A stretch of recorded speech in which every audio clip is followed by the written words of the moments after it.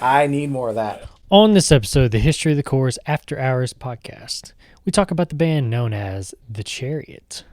Make sure to follow us on Twitter at IsSurvivedByPro for news and the latest episode postings. And make sure to subscribe to the show, leave us a 5-star review, and write us a comment on YouTube or whatever podcast service you're using.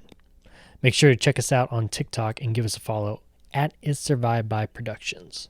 And if you'd like to see us do some live streams, leave us a comment or tweet us the keyword stream.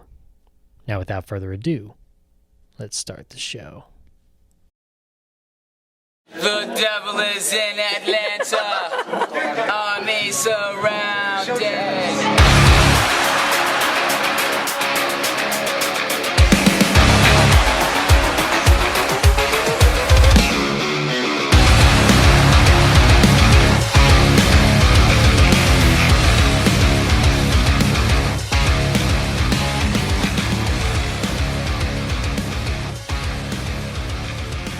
Alrighty, welcome in to a brand new episode 2 that is, of the History of the Chorus After Hours podcast, where I sit down with my good friend and avid listener to the History of the Chorus podcast, Erik. Erik, how's it going, man? Doing good. And you all should listen to the History of the Course podcast. Thank you, man. Thank you. Here's your shameless plug. I did not tell him to say that. He said that with his own free will, people, because we are in America and we are free to say whatever we want. There's no gun, no bow and arrow, nothing pointed at me. No, there is not. Wink. But it is very good to listen to. I enjoy it. I put my plug in on the first episode, but hey, let's plug this one too. We can get a little out of control sometimes. We said in the last episode about, what did I ask you? I said, have you seen me, or have you noticed that me and Josh get way off topic sometimes? Which is funny, because like we're talking about a band, like today we're talking about the Chariot, so we could be talking about the Chariot. Next thing you know, we're talking about, Chiodos or what. Every time I die, and it's like, all right, who are we really talking about here? Oh, we're talking about the Chariot. How did we get on these other bands, and why did we even go that way? Yeah, so. But yeah, we are here for a brand new episode where we are going to be talking about another great band, just like the last one. I'm as equally excited as I was in the first episode. If you've listened to that one, then you will totally understand. I probably sounded a little hyper, but that's okay, man, because Norma Jean deserves that. And so does this band. The one, the only, the incomparable, the Chariot. Or sometimes known as the Cha-Cha Riot. Yeah, the Chariot. Do we talk about that? Atlanta, Georgia. To what? Do we really talk about that? No. Atlanta, Georgia. Born in 2003 from the mind of one vocalist, Josh Scoggin, who originally came from the band Norma Jean. If you want to know a little more about Norma Jean, kind of the early part with Josh Scoggin and everything like that, make sure to go check out the original episode. I think it was 2-part episode from the History of the Chorus podcast about Norma Jean. And if you want to learn a little more about the Chariot, which we're going to talk about here today, make sure to go check out that episode also on the History of the Chorus podcast. But today, as we do in the After Hours podcast, it's more kind of a interviewing style. Let's start with this one. I think this is always a good starting place for us in our little talks. Because much like Norma Jean, you heard the Chariot from me and Josh, right? Or just me? Either one or both one of of you, us. yes. Okay. How much music did you get from us back in the day? Between you two and Brian Butts, Mm-hmm. quite a bit, actually. That's what I was thinking. We were the feeders. We were The the main influencers. source. The influencers. Before being an influencer in 2022 was a cool thing. Yeah. Or 2023. Wow, I'm living in the past. Huh. Here we go. Okay. It's February. I thought I was already past the whole, it's still 2022? No, yeah, so my thinking was, okay, yeah, he did not like the Chariot. Much like Norma Jean, this was not his style. Yeah, like I said, well, I was going to ask, what was your first impressions of the band, the Chariot? When we said, hey, go check out this band, and you turned on a song for the first time, So this was back in the those guitars got squealing. youngin' days. So this is long before I could just look it up on something like Spotify or anything too. True, yeah. So this would have been like young days of YouTube. Okay. Like we're talking 08, 09. See, back in the day, kids, you had this thing called YouTube was your main source. But before even that, it was a deal of, hey, I have this CD. Here, borrow it. Put it in your vehicle where there's a CD compartment that you can put it into and check it out. Listen to the whole album, not just one song, you can just go pick out on YouTube at random. You have to listen to the whole album then. Which this one's easy to listen to the whole album. It's like, 30 minutes per album? Yes, that's one of the nice things about the Chariot. That's one thing I enjoy about them. So, back in the day, I really didn't dig it.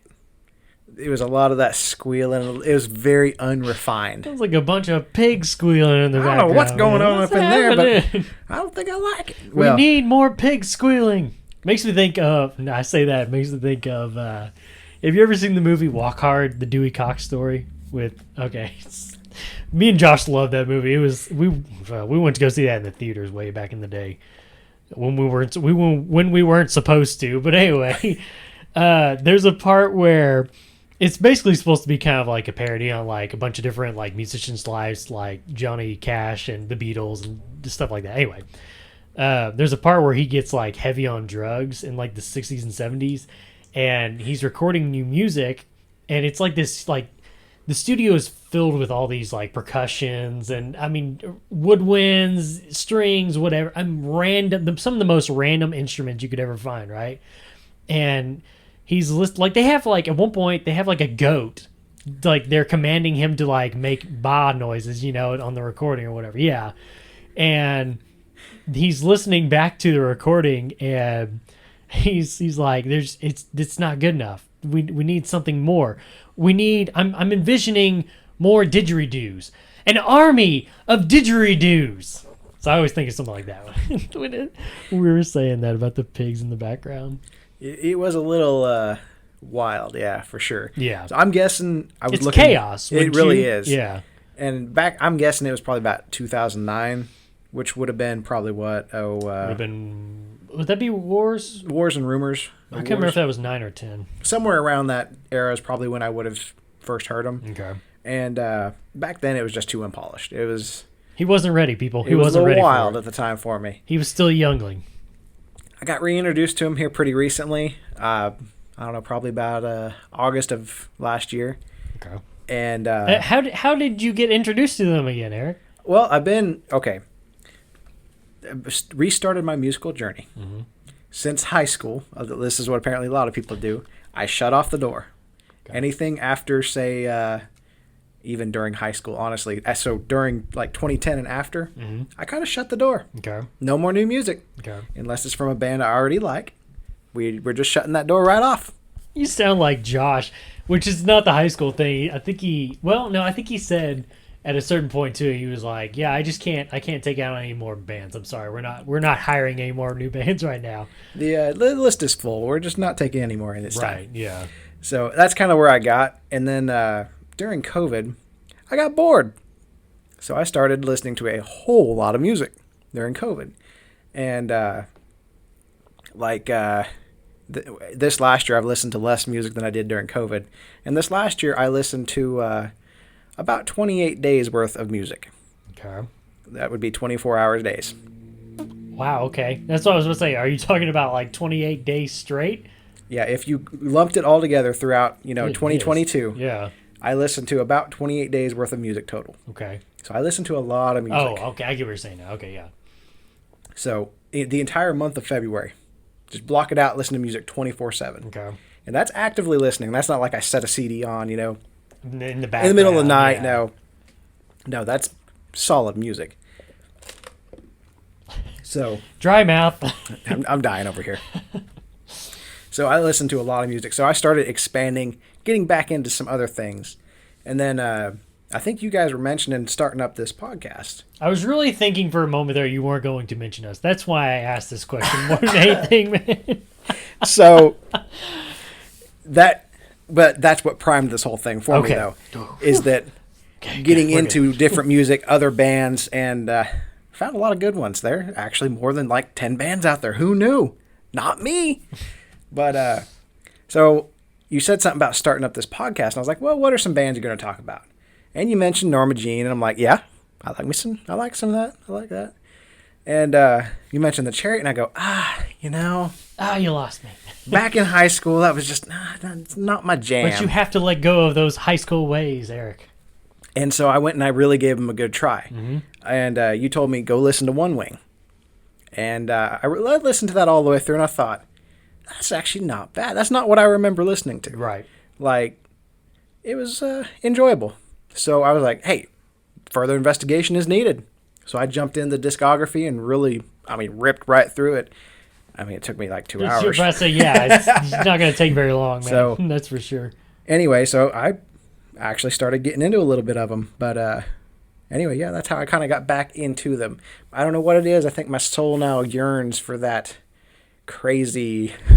He wants the chaos energy they put out. Okay. There's something about it I do like nowadays. Okay. Yeah, I think that kind of answers my first question and second question. My second question was your opinion of the band then versus now, which is, you basically answered that. Like you said, you're yearning for that chaos now, man. I like the chaos energy. Like I said in the last episode, people, be patient. Be patient. They just. Sometimes, they don't know sometimes, man. They just don't understand what you're trying to preach. Sometimes us stubborn folk gotta just grow up a little bit. Let go of that pride from your high school days. Hey, look, everybody's got their own taste, and we talked about it before. People grow up and they change. What did I say in the intro episode? You brought up the band Job for a Cowboy. No offense to them. I just can't. I can't do that anymore. Right. I used to really like Job. Yeah, back when we were young and stuff, that was my jam for a long time. I had this little MP3 player, that wasn't even an iPod. And so it only went in one direction. You couldn't even shuffle it. It was like an old tape player. Yeah, it was a little smaller, but Is it was a tape player? Pretty close. You trying to tell me you had Job for a Cowboy on a tape? It was like 2 gigs, and that was nothing compared to nowadays. But yeah. So anyway, I had a bunch of Job for a Cowboy on that, and I would just listen to it. Like I said, nowadays it just didn't hit me the same. Used to, it was like, yep, that's it. I want to hear that today. I need that to reverberate through my brain. And nowadays, it just doesn't do it for me. Okay, side note. Here we go. Welcome to the History of the Chorus podcast, where we do a bunch of side notes. So another one of those bands that I don't really listen to anymore that I used to be really into, kind of along that lines, was Between the Buried and Me. I don't know. I just kind of lost track of them. By the way, I think I told you this. Did you really? I know one of your favorite albums by them was Colors. Colors, yes. Do you know that they did Colors too? I do not. Yeah, it just came out. See, I lost track of them too. I actually went out. I can't remember. This was back in the day when we burned CDs.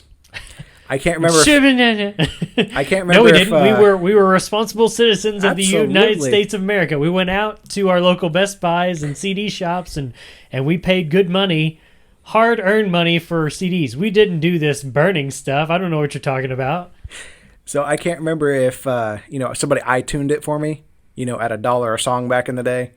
Which even then, Colors was 8 songs, 10 songs. I think Colors was like 10. Each one of them was like 10 or 12 minutes long too. So, but anyway, I had that CD. Somehow, some way, I had the CD of some sort. I may have given it to you actually, because I got it. I bought that one. Yeah, I don't remember how I got a hold of it, but I had that physical CD, and I remember listening to it a lot. And I did like them. I didn't know they did number 2 though. Yes, so go check that out. Anyway, I might have to. Back to my side note here. Since you're an avid listener of the History of the Chorus podcast, can you tell me? Because I don't remember what episode this was we talked about. It's a little trivia question for you, okay? See how much knowledge you have of me and Josh. Yeah, it's not in your notes, buddy. So don't look there. Okay, so back in middle school for me, I had an old CD player. Took it to school with me every day. It was an old blue CD player, and I told Josh, I said I had 3 albums in rotation on that were consistent. Can you name me what the band or bands were and the 3 albums? Or at least one of them. Can you at least name one of them? I remember you talking about this. And I remember Josh guessing at it. Yeah, I don't even remember what his guesses were. I think he was wrong. Well, he may have gotten one right. I feel like one of them was, whether he guessed it or whether you said it, I don't remember. But one of them that was mentioned, I remember. Was, don't worry about that. Well, I know you remember. I remember which 3. But whether you guessed it or whether he said it, one of them was the Under Oath, the Grand Line. The Grand Line. Yes, the Grand Line, the Great Line. He calls himself a core fan. Define the Great Line. Define that Great Line. Yeah. So I'm thinking one of them was that. I think every once in a while I call it the Great Line, so don't worry. Yeah, it's that was big one old, of them. Big old thing. Man, look at that line; it's huge. It is gigantic. That was really pretty album art on that too. I still remember that. Album work. But or picture or whatever you want to call it. Artwork, yeah. Album that was artwork. another one. I didn't buy a lot of CDs back in those days, but that CD, its artwork and all came to me somehow. Interesting. Somebody just gave that one to me. Anyway, I have that ability back in the day. He had a face you couldn't say no to. Hey, I like your face. Here's a CD. I don't know why. I'm just compelled to give you this CD artwork. Why, thank you. Golly. The other 2 albums are from the same band. Must be Vanna. No. I mean, we were just talking about the band. That was the other thing, too, is Between the Buried and Me. Oh, so yeah. it was 2 of my favorite albums by them. Alaska and Silent Circus. Alaska was so good. Oh, they're so good, man. Yeah, those are 3 I'll have to go albums back I and had listen on to that. rotation. It's been a long back in the time. day. Yeah. Anyway, back to the Chariot. Back on the farm. Yeah. So we got your opinion, first impressions, and your opinion then versus now, the band. Okay, so we talked a little bit about Josh Scoggin in the previous episode of Norma Jean and his style versus Corey Putman, stuff like that. So what do you think of Josh's lyrics and vocal style in The Chariot? So lyrics-wise, I do like them. Some are short, sweet, to the point, and yet others, say even on the same album, gets really, really deep. And if you listen real close, some are really steeped in faith too. Oh, for sure, yeah. So I know he's a very religious person. Yeah, man. you've said before that he is really in his his walk, whatever it is, and you can really feel it if you listen really close. It doesn't have to be construed that way, but you can see it if you look close enough. Yeah, and I respect that about a guy. It's funny because Josh made mention of the band once when we were talking about the band Once Nothing. They have a consistency to talk about, what do you say, streetlights and floods, I think is what he said. Those are like consistent things in their lyrics. For me, with Josh Scoggin, it's he always talks about a woman or a lady, and it usually represents like death, I think. And so that was always kind of interesting to me.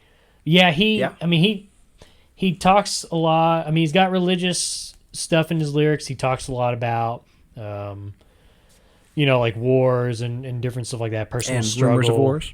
Oh man, don't even get me started on that album, man. Oh my god. Yeah, and just like, I don't know, he's one of those vocalists, like his style of his vocals are so unique, and that's like it's one of those like, I could pick that guy out of a lineup, Corey Putman's the same way. You get your chair turned around, you hear that voice, you slap that button. Exactly. If I'm on The Voice, man. Yes, exactly, man. If I'm on The Voice and all I hear is "this ain't," I'm hitting that button, man, before he can get to his first rodeo. Yeah, I was trying to think. I can't remember what the guy's name is. I think it's Micah. Micah from Most Sleeper is another one too. That's just like, he has such a unique style, man, and I love that. I love that so much. There's so many bands out there that I just feel like their vocalists kind of sound similar to other ones. And Right. It gets a little mushy. it gets a little mushy. Not that I don't like some of those bands. It just, I'm just like, okay, it just sounds like another person in line here, Right. And not to pick on one in particular, but I used to call it nickelcore. Oh, no. The Oh, core, no. the Nickelback Wonder who core. he's talking about. Because at one point in Look time, at this photograph. at one point in time, our local radio station. No, seriously, look at this photograph. Oh, Eric. is it here? Oh, there it is. Go ahead. So our local radio station, I mean, that's what they played. Yeah. Every day, all day long. I'm like, I don't honestly know if this is a new Nickelback song or if it's somebody else. And I really got confused for a long time because that's all they would play. Oh, man. So The burning question is like, maybe we can actually talk about this someday and like devote an episode to this. Why do people hate Nickelback so much? So my short answer, I don't think it's people who truly hate them. It's just that overplayed factor Yeah. because they're not all that bad as a whole. A lot of people may just be jumping on ship. with Right. That one too. Be like, Right. oh, you hate him too? Yeah, I hate him. Yeah, totally. Mob Yeah. mentality. Fist bump, yeah. Woo!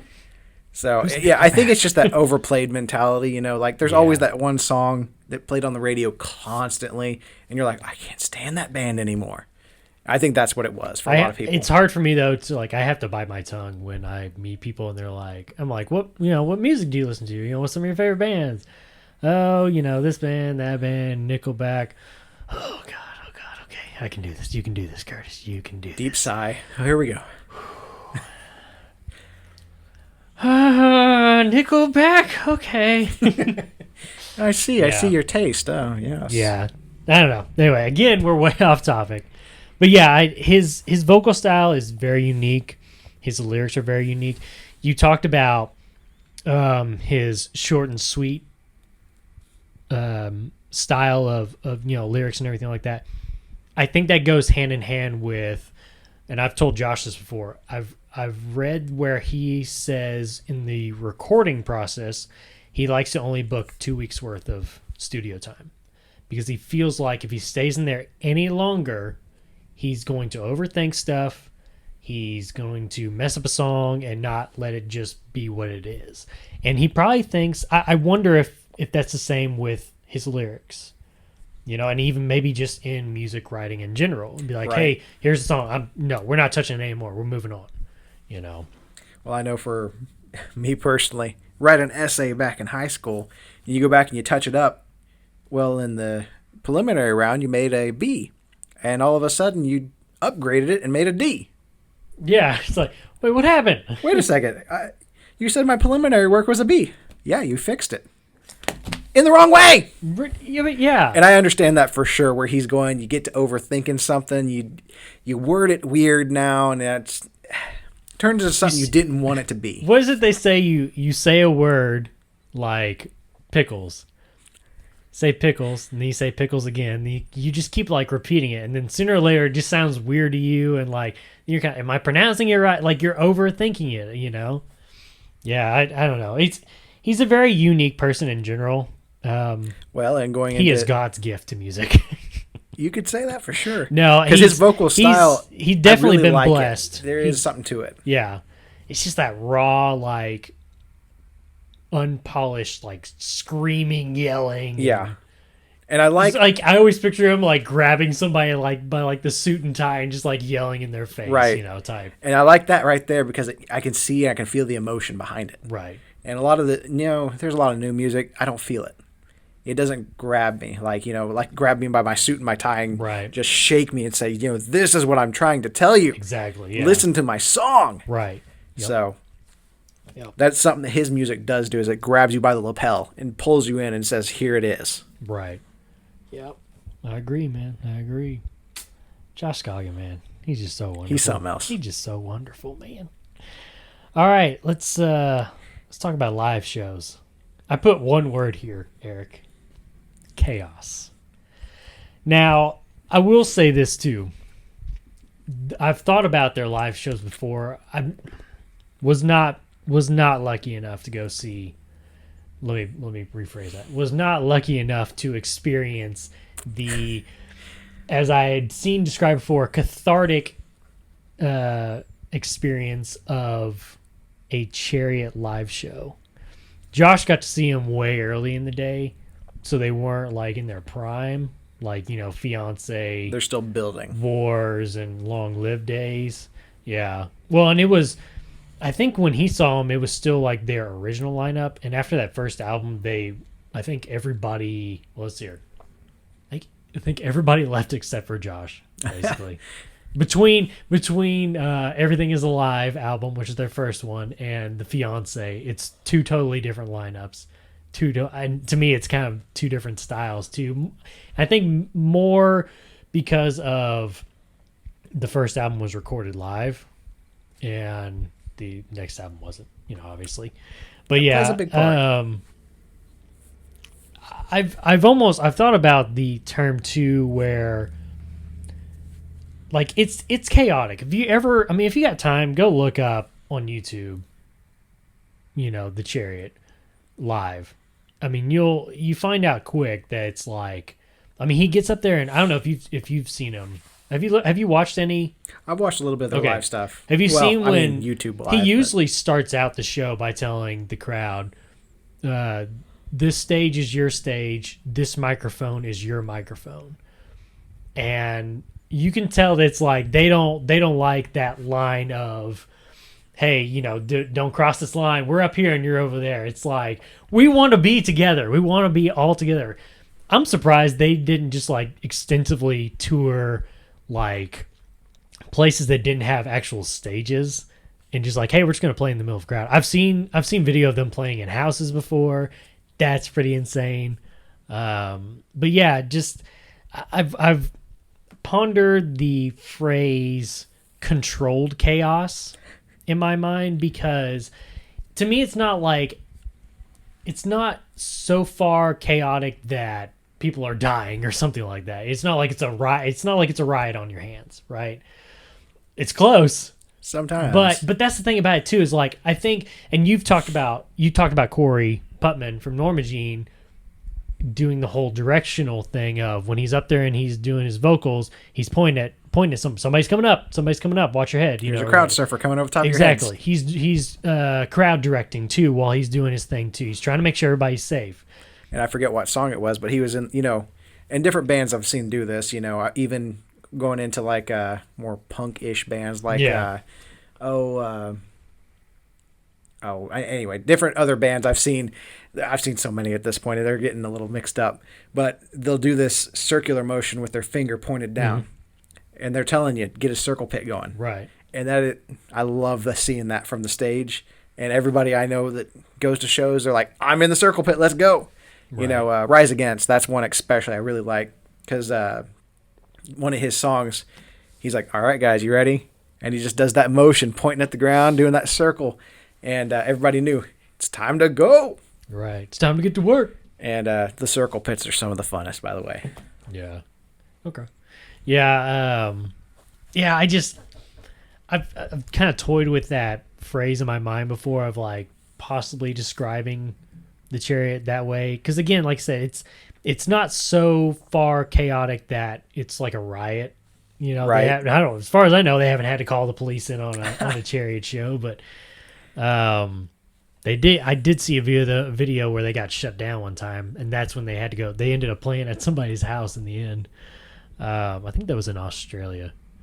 Anyway, I don't know. I mean, they're looking out for each other. You know, they're not just like I said, they're not just letting it just get so far chaotic. So to me, it feels like borderline controlled chaos. In a good pit and a good show, guys are looking out for each other. For sure, yeah. I mean, dude fell down.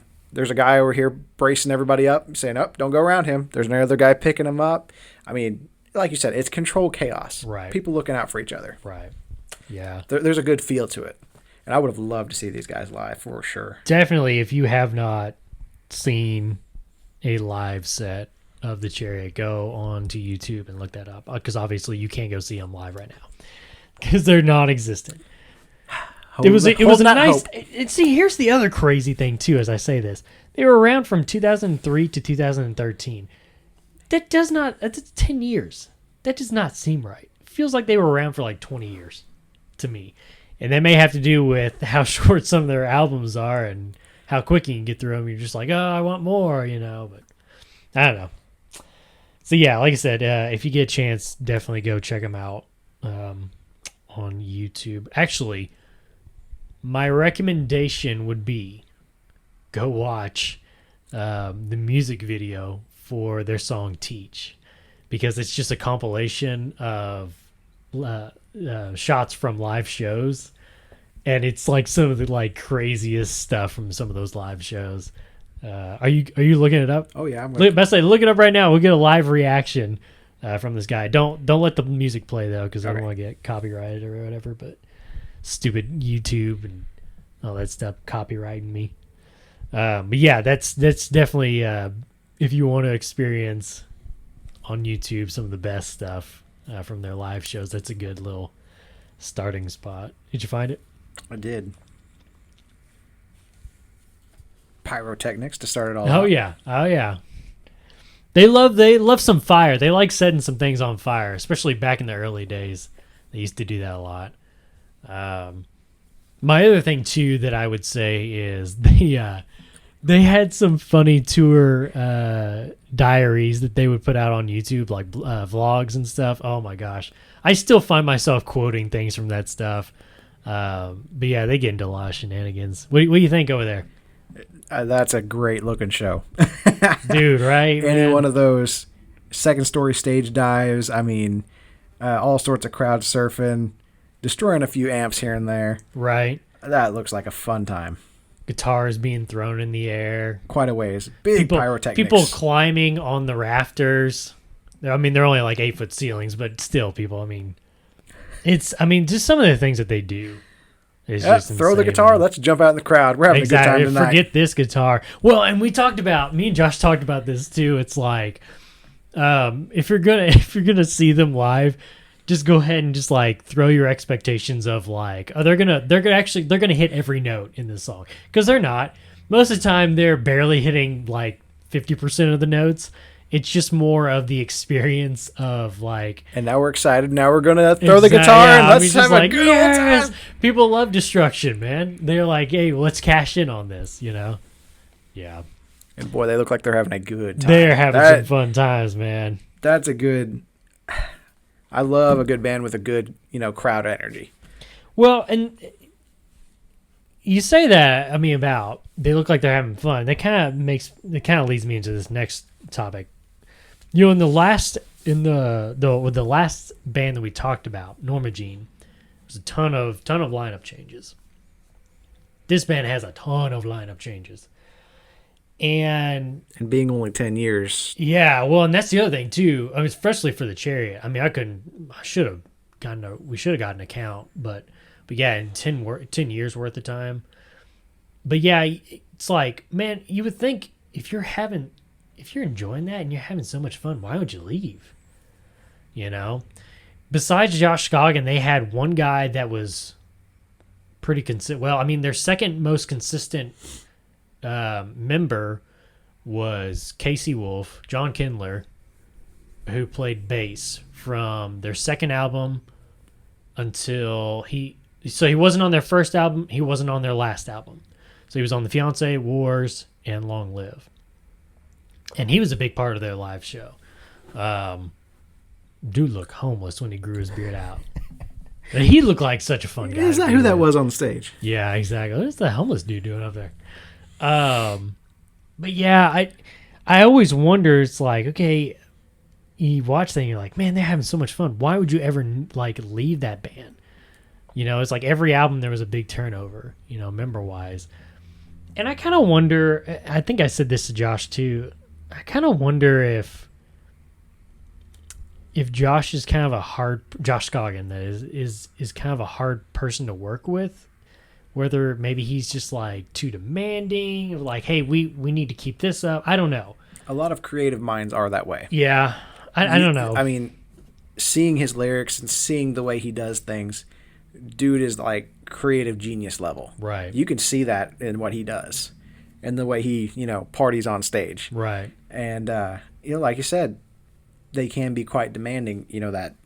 That level of let's push it another 10 degrees. Let's For go. sure. Yeah. So, But speaking of lineup changes, how does, in your opinion, Eric, how does the consistent lineup changes affect a band in terms of pros and cons? so my pro on this one, Mm-hmm. it can drive sound to a new place. Okay.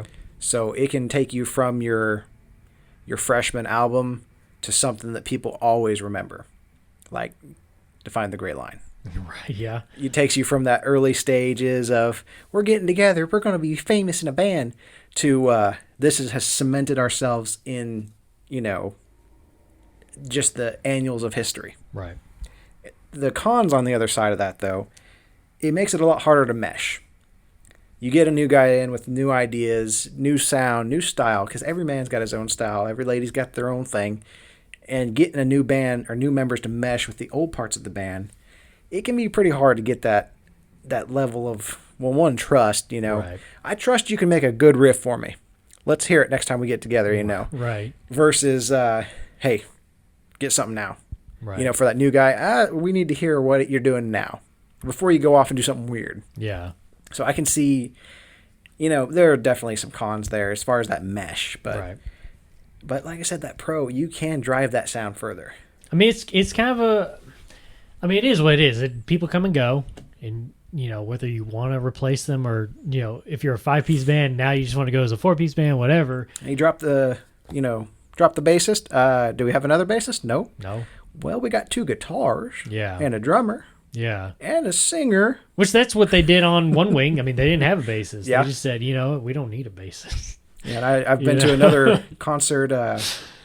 It's called Seven Kingdoms, and it was a line or a beginning lineup for another band, Okay. and they lost their bassist. They still went on tour. 2 guitars, drummer, happiest little drummer I've ever seen, by the way. He was just drumming away, big smile, tongue hanging out of his face the whole time. He was just so happy to be there, man. And like I said, the lead singer, she was just rocking and rolling, and like I said, they can make it. But anyway. Yeah. It's I don't know. It's a make it or break it sometimes, and we talked about it before. I think in the last episode of, depending on, more specifically your vocalist and your guitarist. That's your big make it or break it. That's what truly defines your sound. Right. I mean, as much as like some people may be like, well, I really like the bass or I really like the drums. I mean, we can't deny that your forefront is your vocalist and your guitarist. Right. They are going to be your forefront. And I think in mixing too, that's the stuff that's brought to the front, first before your bass is kind of hidden in the back to the side a little bit and your drums are in the middle and they kind of surround everything. But the main stuff you're really hearing are the riffs from the guitar and the vocalist. The vocals overall. Exactly. So. Yeah. Well, all right, man. We didn't have a whole lot of questions on this one. I think we're kind of like, I think we took the Josh Scoggin approach. Just get in and get out. Hit it hard. Again, we ask this on every episode. Eric, what's some of your favorite albums or album song lyrics? And if you got any riffs, man, I'm always open for some riffs. I'm thinking this favorite album might actually shock you. Okay, hold on. Let me prepare myself. Okay. So, is it Everything Is Alive? it is not. Okay. That would have really shocked me. It is The Fiancé. Okay. Does that shock you a little at least? No, I think besides, okay. Considering where I started, I thought it might shock you because I did kind of get back into them like on One Wing.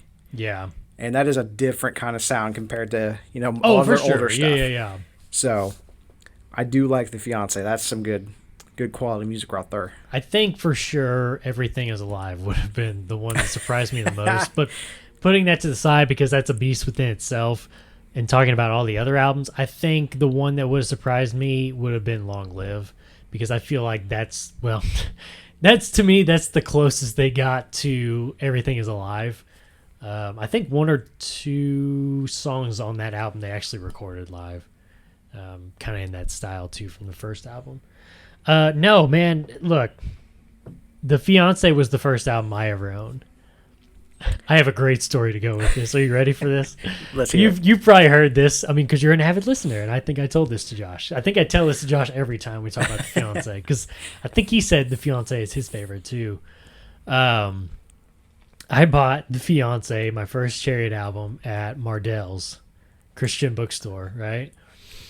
And this is back in the day when they sold stuff like the Chariot in their music set. Under Oath.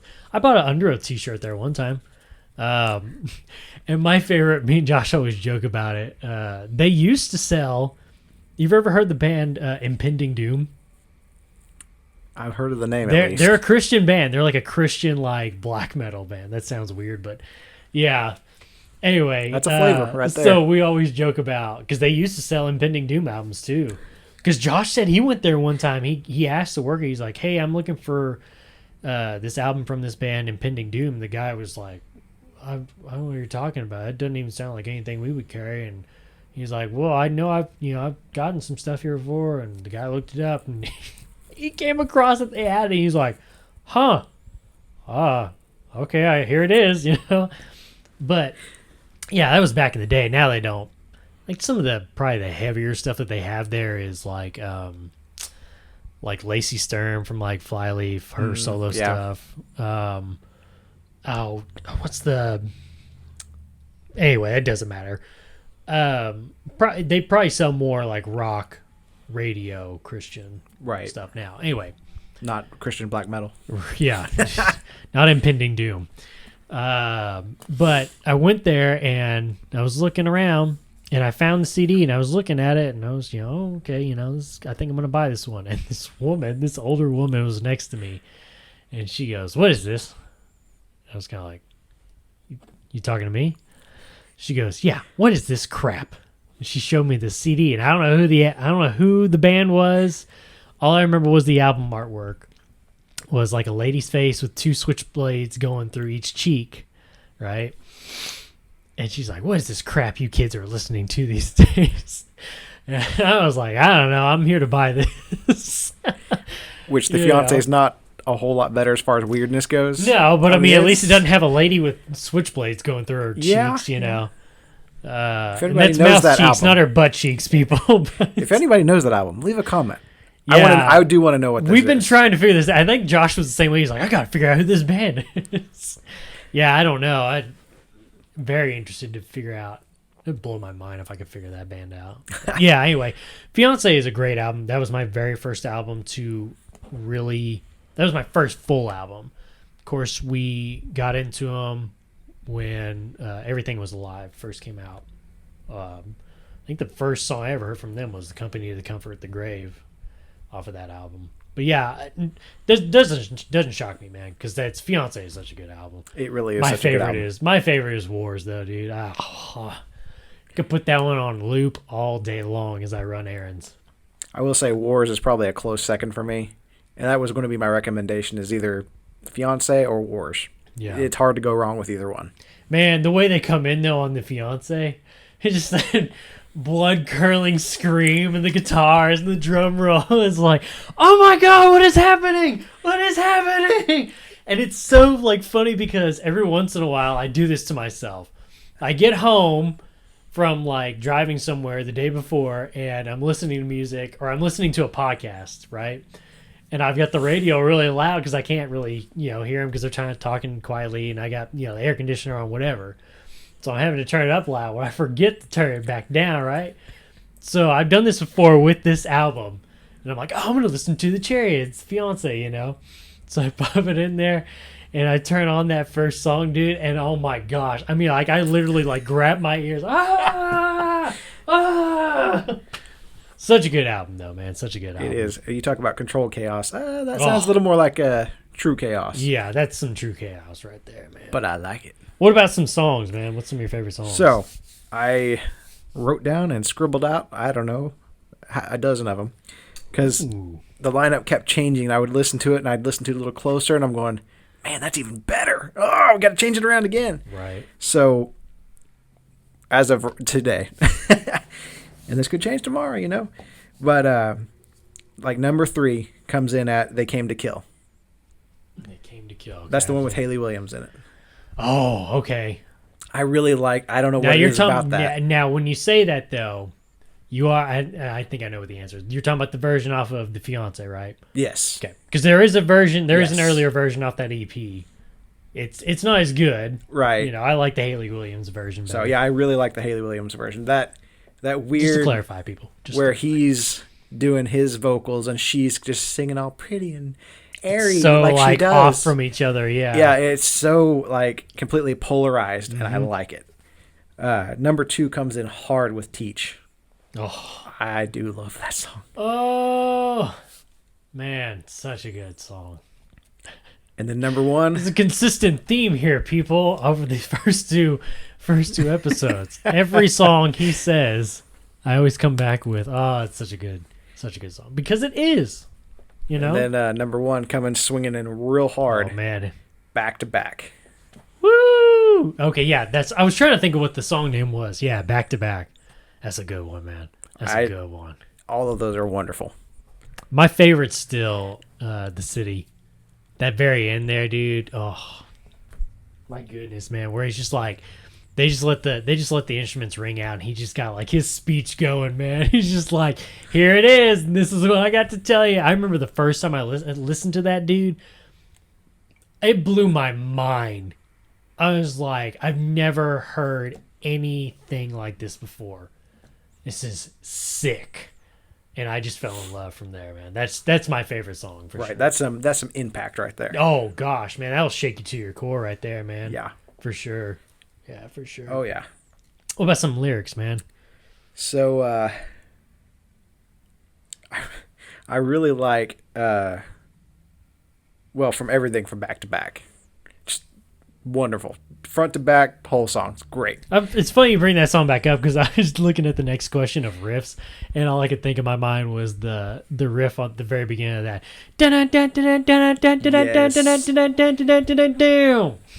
Yeah, exactly, man. Yes. Oh man.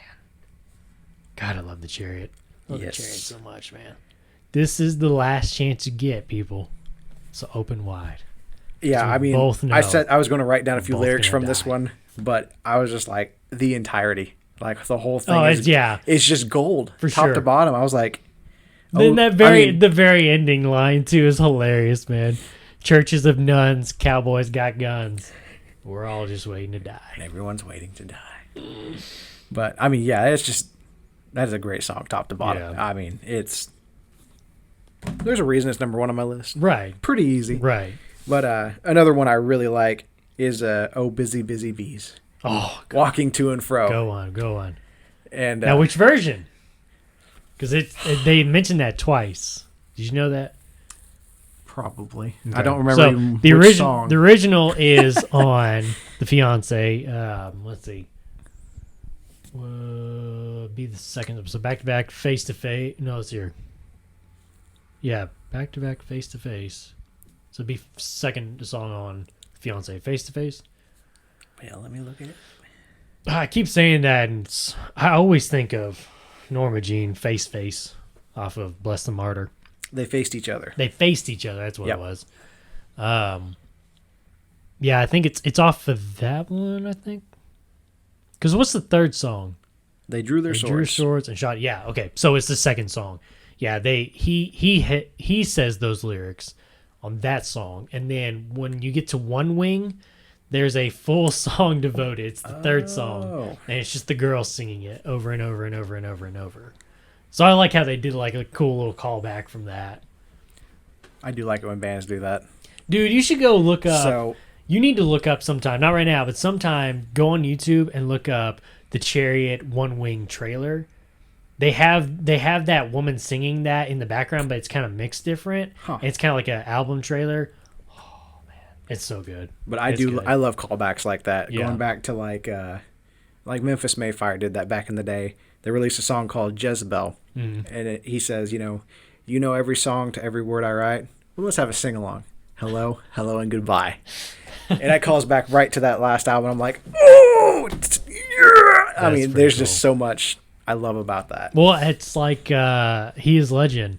where they do Dixie Wolf, The Seduction Of. They kind of have that little part 2 in there at the very end where it's a callback to The Seduction from the previous album. Yeah. I like when bands do that, man, because it feels like, at that point, it feels like, oh, we're connected, man. You're not just like leaving your past behind. You're still like, you're recognizing your past and you're bringing it forward with you too. So yeah, I think that's pretty cool, man. That's pretty cool. Yeah, I always like that kind of stuff. So yeah, what can you say? You got any others? Or was that it? Those are, I mean, all his lyrics are great. Honestly, like those are the ones you had written down. Yeah, those are the ones I wrote down for sure. Okay, cool, man. Cool. God, I love this band so much, man. And you should too, people. You should. You should. I like me some Chariot. Join one of us. Be one of us. Join us. I will say, if we're going to do recommendations, I do like I said, Wars and Rumors of Wars and The Fiancé. Personally, I know you go outside those, but I stick to those two as a whole. When I go and I want to listen to an album, I usually pick one of those two. What do you mean I go outside of that? What do you mean? When I go out and I want to listen to something. Oh, I thought you said me. I was like, what? No, when I go out and I want to listen to something, that's what I click on. I thought you said when you go out. I was like, what do you mean, man? When each of you go out, click on this song. Yeah.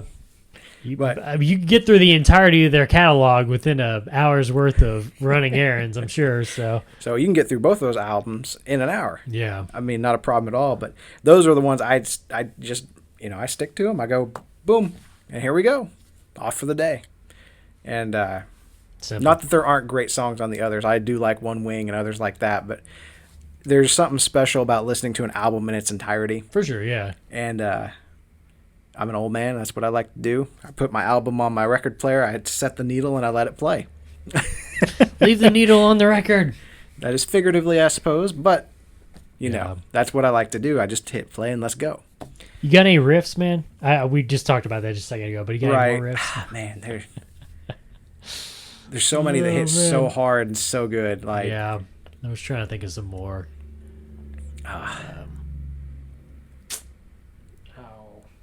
Like I said, it's hard to even pick one because there are so many are just so good.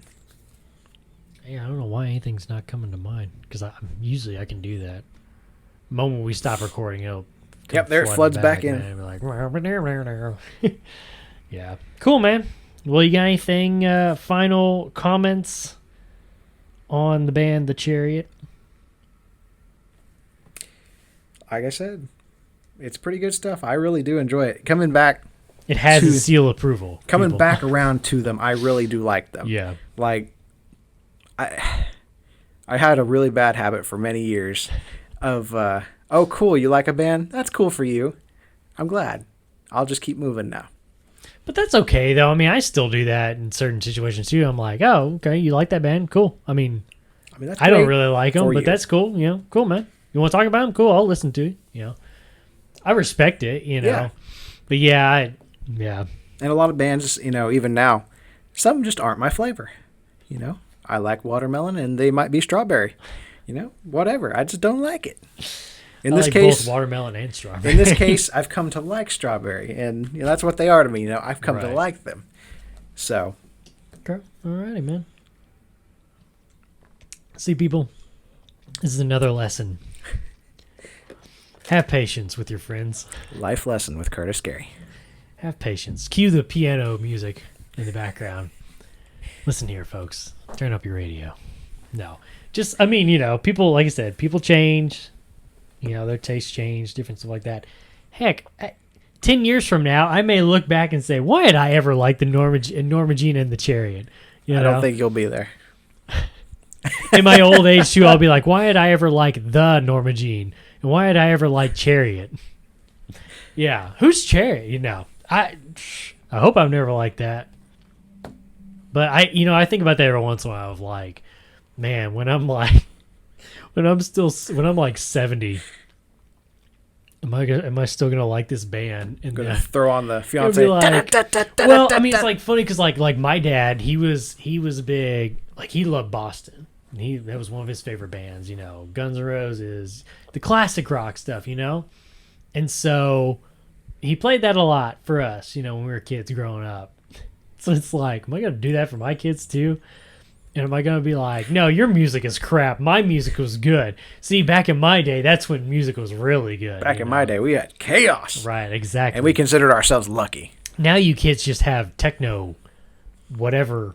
Beep, beep, beep, beep, beep. Techno and new metal. What's I'm hitting that? a couple of keyboard or keys on my board, Yeah. Speaking of which, I heard a little clip, just a little side note real quick. I heard a little clip from a newer Memphis Mayfire song. I'm sorry, man. I just was like, yeah, no, I can't do this, people. So I've seen Memphis live twice. One was just a couple weeks ago, and the other one's been 7 years ago or so. But this time they were a whole different band. Mm-hmm. Like, they played some of their older stuff. They're even making their older stuff sound more, quote, new metal, I guess. Yeah. And I'm not loving it. That's just not my style. Nah, there's a lot of people who like it, and that's fine. That's cool. Linkin Park's a whole vibe, but it's not my vibe. Yeah. It's just like so many bands using like that, like electronic drum, kind of Right. like almost like a rap beat almost, Not that there's anything wrong with rap. I like rap. I like some hip hop, you know. It is interesting. It's just kind of like hearing something like The Sinner, yeah, and like that's one of their older songs now. Yeah.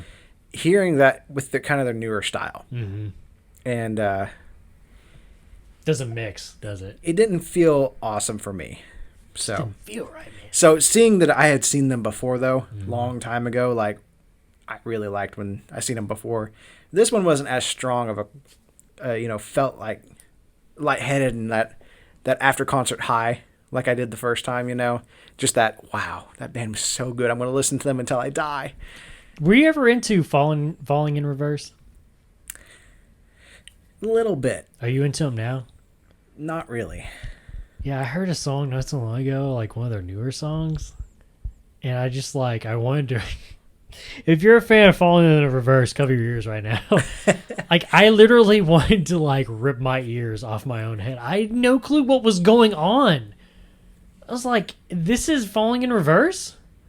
It's like I remember when this band first started, and it was like, "This is not who they were at all." And I'm like, "What? This dude's rapping. What is happening?" I don't know. I didn't understand it. I don't know. It's not my cup of tea. If you're into that, whatever, that's cool. It's just, I don't. Typically, I almost find it cringy, dude. Right. So typically, when you start jumping genres, that's when, like you said, cringy is the perfect word for it. Yeah. You get, you go from, here we go, picking on some more people. Taylor Swift being, country, and now she's pop. Yeah. What really changed there? Right. Was it music? Was it her lost the boots and the hat? It's debatable. But, like you said, jumping from that new metal seems to be coming back hard right now. Right. And that's just, again, it's not really my flavor. Hopefully that means that metalcore will come back even harder. Hopefully so. I would enjoy that greatly. Oh boy, I'm not gonna lie to you, dude. Speaking about Norma Jean, I was a little concerned about how much electronic use they were using on Death Rattle, man. I was a little concerned. Well, like I said, live, I don't even think they set up a laptop. Yeah. So they got out there and they jammed. Yeah. I mean, Death Rattle's a good album. Don't get me wrong, it's a good album. I'm a little concerned, man. Just a little concerned. Well, seeing as like I said, that Memphis concert recent, I understand the concern. Yeah. Totally understand. I don't know. I mean, I trust Corey. I trust Corey and the rest of the guys in Norma Jean and everything like that. But I don't know. Anyway, let's get on out of here. You want to? Let's get on out of here. All right. Make sure to follow us on Twitter at IsSurviveByPro for news and the latest episode postings, not just on this show, guys and gals, but our other shows too. We have the History of the Corps podcast, which is connected to this one. And we also have the Red Right Hand podcast, which covers all 6 seasons of the BBC/Netflix hit TV show, The Peaky Blinders. That's with me and Josh. And me and Josh also have a show called The Throne of the Dragon podcast, which so far has covered season 1 of HBO's House of the Dragon, and hoping to start season 2 here within the next couple of years. Come on, HBO, hurry up, man. I'm missing it. This is like the first time I've ever like really like sat down and watched the show. Okay, something about me real quick. I know we're trying to get out of here, people. Fun fact about Curtis. I usually end up like watching shows well after they're done running on TV. I don't know. I think I'm just like more into like the binging thing rather than I gotta wait. Because like with like Game of Thrones and House of the Dragon, you have to wait a week before you see a new episode. I don't like that. I don't like that, man. Because stuff like Hulu and Netflix have trained me otherwise, you know. Maybe back in the day when I was a kid, but not now. And so, like, I got really hooked on House of the Dragon. You know, I never watched Game of Thrones before. That's kind of part of, you know, the story to our podcast, Throne of the Dragon, is he knows all about it. I don't know anything about it. So I was really into watching House of the Dragon. It was really, really good. And now I'm going back and watching Game of Thrones. But, like, they said, like, when it ended, they were like, oh, yeah, we're not even going to start production for, like, 2 more years. And I'm like, 2 more years? What are you talking about, man? I want it now, you know? So, trying to fill some time here and there with some different stuff. So go check out all of those shows. And while you're at it, make sure to leave us a 5-star review and write us a comment on whatever podcast service you're using. Also, make sure to check us out on TikTok and give us a follow at Is Survived By Productions. And one last thing, we're also on YouTube. Just search Is Survived By Productions, and that'll have every episode from all of our shows. Subscribe to the channel and thumbs up the video. All right, gonna do it. This next episode, whoo, doggy, it's gonna be a good one. It's gonna be another good one because these first 2 have been really good too.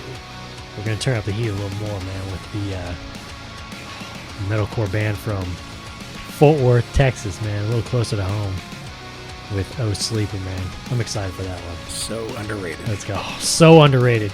You better go check that band out right now before you come back and listen to this next episode, man, because it's, like Eric said, and I said before, they are underrated. But until then, we will see you later.